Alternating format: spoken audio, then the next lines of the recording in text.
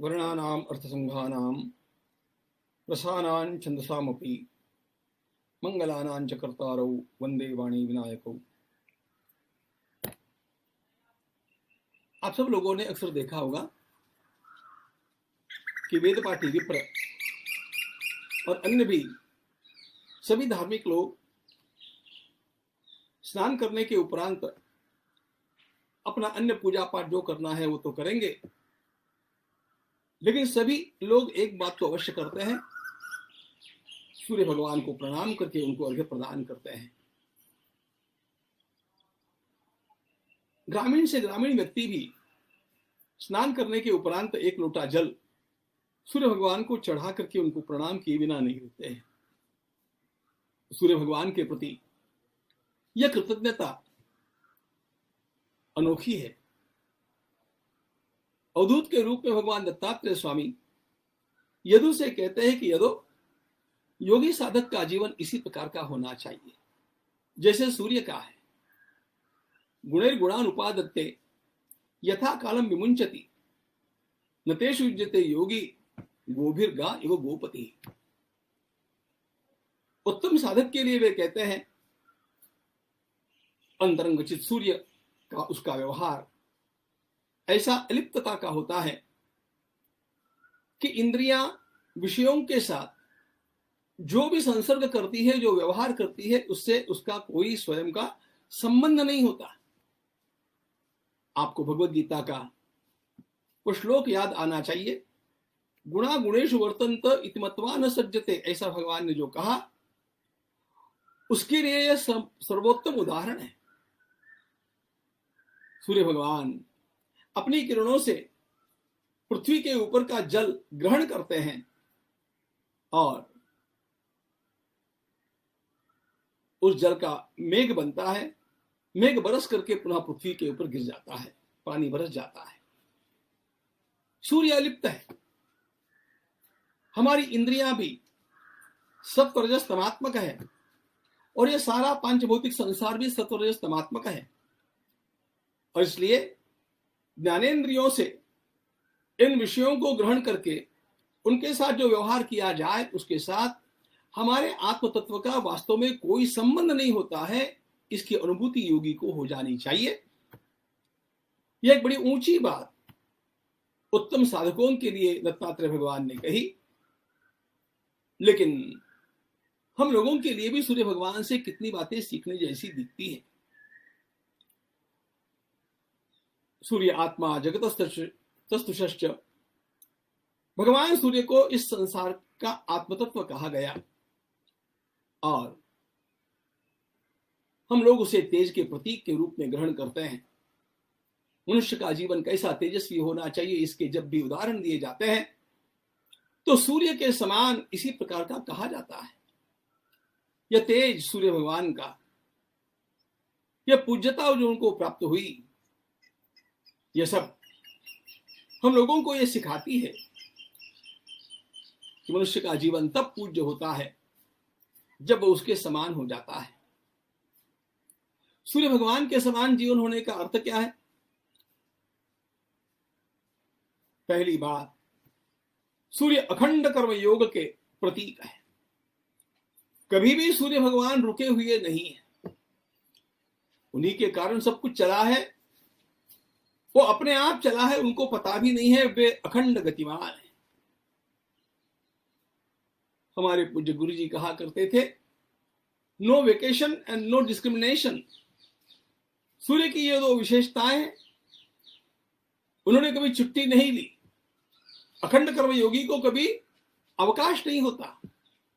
वो अखंड ही कार्यरत रहता है एक बात, और अपने कार्य में वह किसी प्रकार का पक्षपात नहीं करता। सूर्य भगवान को कभी किसी ने पक्षपात करते हुए देखा है? सभी के लिए वे समान है। जो निरंतर लोकोपयोगी कर्म करता रहेगा, लोगों को प्रकाश देता रहेगा और कभी विषमता का व्यवहार नहीं करेगा, वो अपने आप पूज्य हो ही जाता है। चिंतन करने पर एक बात और भी ध्यान में आती है जो बड़ी मधुर है। सूर्य भगवान जल ग्रहण करते हैं सागर से, वो पानी तो खारा होता है, खारे पानी को ग्रहण करते हैं और उसको मीठा करके बरसाते हैं। खारे जल को लेकर के मीठा करके बरसाने के कारण और जहां उसकी आवश्यकता है वहां बरसाने के कारण सूर्य हमारे लिए प्राणभूत हो गए, अत्यंत पूज्य हो गए। उनके बिना सृष्टि का व्यवहार नहीं। हम लोग भी संसार से जो कुछ भी हम लोगों को क्रियाओं के रूप में प्राप्त होता है, वो चाहे खारा हो, वो चाहे हम लोगों को प्रिय न लगे ऐसा हो, लेकिन फिर भी हमारी प्रतिक्रिया उसके प्रति यदि मधुर है तो अपने आप समाज में हमारी साख पूज्यता की हो जाती है। इतने कष्टों को सहकर के भी श्री ज्ञानेश्वर महाराज ने एक भी विषमता का, एक भी उद्वेग का, एक भी विद्रोह का शब्द अपने मुख से उच्चारित किया नहीं। आज वे पूज्य है। श्रीमद् भागवत में एक सुंदर कथा आती है। ऋषियों में विचार हुआ, ब्रह्मा विष्णु महेश तीनों में सबसे पूज्य कौन है, और भृगु को इस काम के लिए नियुक्त किया गया। महर्षि भृगु ने जाकर के तीनों की परीक्षा ली। जैसे वे ब्रह्मा जी के पास पहुंचे, उन्होंने ब्रह्मा जी को खाली प्रणाम नहीं किया, ब्रह्मा जी चिढ़ गए, मेरे पुत्र होकर के और मैं पूज्य होकर के भी तूने प्रणाम कैसे नहीं किया। भृगु वहां से निकल करके शिव जी के पास जाते हैं। शिव जी प्रेम से आलिंगन भरने के लिए आते हैं। तो भृगु ने कहा, अरे आपके भस्म लगा हुआ है और ये नाग सर्प आपके शरीर पर है, आप मुझे स्पर्श मत कीजिएगा। शिव जी चिढ़ गए। भृगु वहां से चल दिए। कहानी की मधुरता देखो। शेष शैया पर लेटे हुए श्री भगवान नारायण, भृगु ने जाकर के उनकी छाती में अपनी लात मार दी।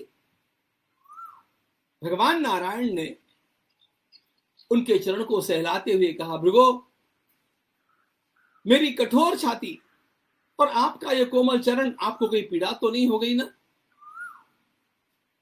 भृगु ने भगवान नारायण के चरण पकड़ लिए, आकर के ऋषियों से कहा, सर्वपूज्य देवता तो भगवान नारायण है, और सारी कहानी बताई। पग से प्रताड़ित होने पर भी भगवान नारायण ने कोई तीखी प्रतिक्रिया नहीं दी। हम आए दिन तीखी प्रतिक्रियाएं दे दे करके और अप्रिय होते जाते हैं। हमारी प्रतिक्रिया मधुर होनी चाहिए।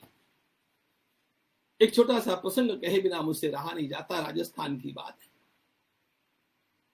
रात में घर में 2 डाकू आ गए, पति पत्नी और 2 बच्चे, इतना ही छोटा परिवार था।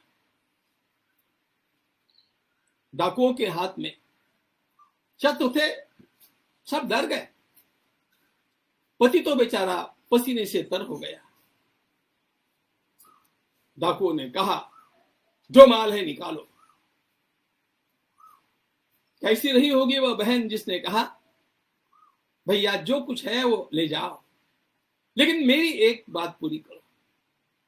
आज रक्षाबंधन का दिन है और प्रातः काल से मैं भगवान से प्रार्थना कर रही थी कि मेरे कोई भाई नहीं है।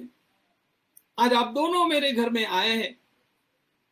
आप भाई के रूप में भगवान के द्वारा भेजे गए हैं। पीढ़े पर बैठो, मुझे राखी बांधने दो, आपको तिलक करने दो, फिर आपको जो ले जाना है लूट करके ले जाओ। अरे डाकू भी इंसान होता है। उन दोनों डाकुओं के आंखों से आंसू बहने लग गए जब उस बहन ने प्रेम से राखी बांध करके तिलक किया। चोरी करने की तो बात दूर, उन डाकुओं ने अपनी ओर से उसको कुछ भेंट दी और कहा, हर रक्षाबंधन के दिन हम आएंगे, आप राखी बांधते रहना। आज हमें एक ऐसी बहन मिल गई। संसार तो संसार है, हमारी प्रतिक्रिया से हम इसको मधुर बना सकते हैं। सूर्य से यह सीखा जाए तो सभी का कल्याण हो जाए। नारायण।